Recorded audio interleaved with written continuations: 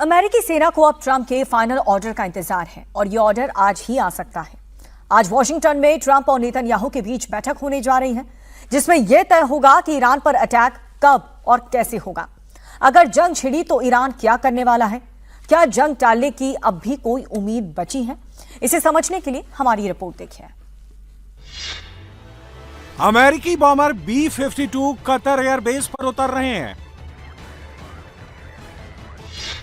अमेरिकी पैट्रियट मिसाइलों को ट्रक लॉन्चरों पर तैनात किया जा रहा है।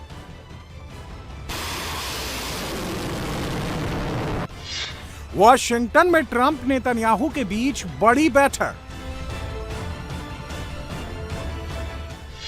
ईरान अमेरिका के बीच छिड़ने वाली है जंग।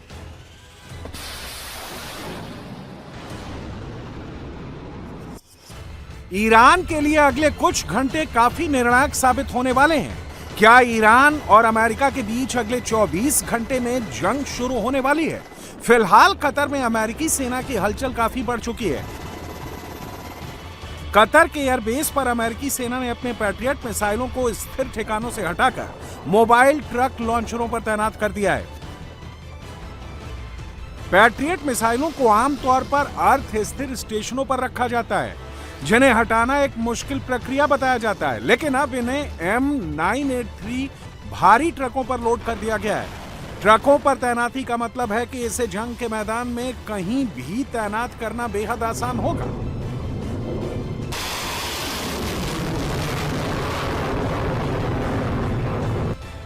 पैट्रियट मिसाइल अमेरिका की जमीन से हवा में वार करने वाला डिफेंस सिस्टम है। यह दुश्मन की बैलिस्टिक मिसाइलों, क्रूज मिसाइलों और विमानों को हवा में ही नष्ट करने में सक्षम है। पैट्रियट डिफेंस सिस्टम का रेडार एक साथ 50 टारगेट का पता लगा सकता है और एक साथ 5 लक्ष्यों को निशाना बना सकता है। पैट्रियट 160 किलोमीटर की दूरी तक 24 किलोमीटर की ऊंचाई तक दुश्मन के टारगेट को नस्तोनाबूद कर सकती है। यही वजह है कि दुश्मन इससे खौफ खाते हैं।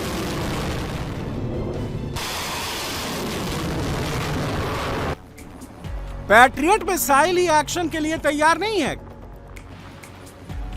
कतर एयरबेस पर अमेरिका के हैवी B-52 बॉम्बर्स उतर चुके हैं।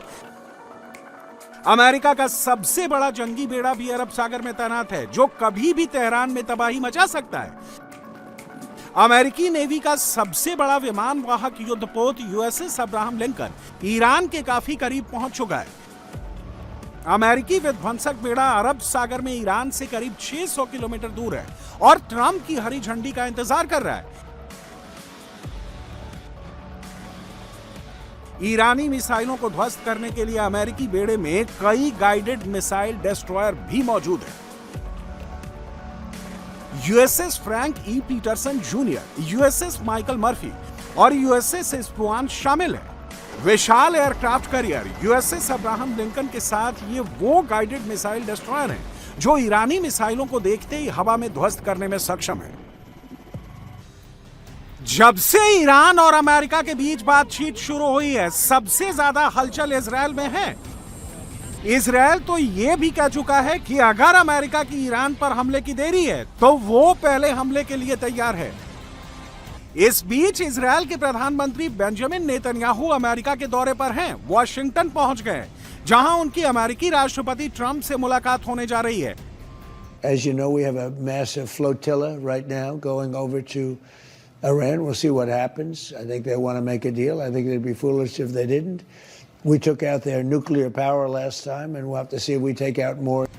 नेतन्याहू सबसे पहले अमेरिका और ईरान के बीच दूसरे दौर की बातचीत को लेकर चर्चा करेंगे।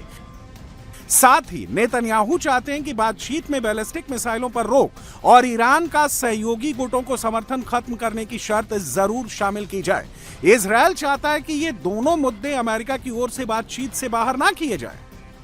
בנסיעה הזאת אנחנו נדון בשורה של נושאים, עזה, האזור, אבל כמובן בראש ובראשונה במשא ומתן עם איראן.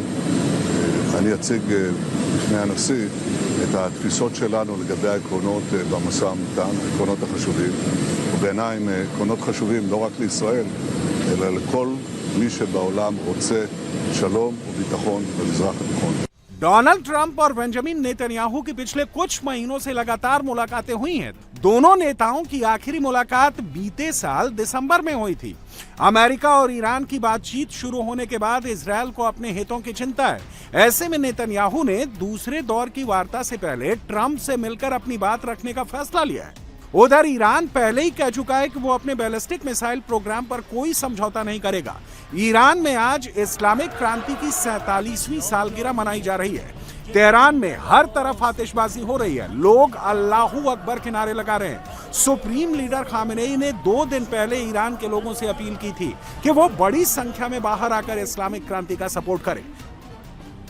ईरान और अमेरिका के बीच टेंशन लगातार बढ़ रही है। अगर दूसरे राउंड की बातचीत में कोई हल नहीं निकला तो ट्रंप की फौज तो तैयार बैठी है, बस ट्रंप के ऑर्डर का इंतजार है। और फिर ईरान में अमेरिका के बम बरसेंगे, तबाही मचेगी और इससे मिडिल ईस्ट का शायद ही कोई देश अछूता रहे, क्योंकि ईरान ने अमेरिकी सैन्य ठिकानों को टारगेट करने का ब्लूप्रिंट तैयार करके रखा है।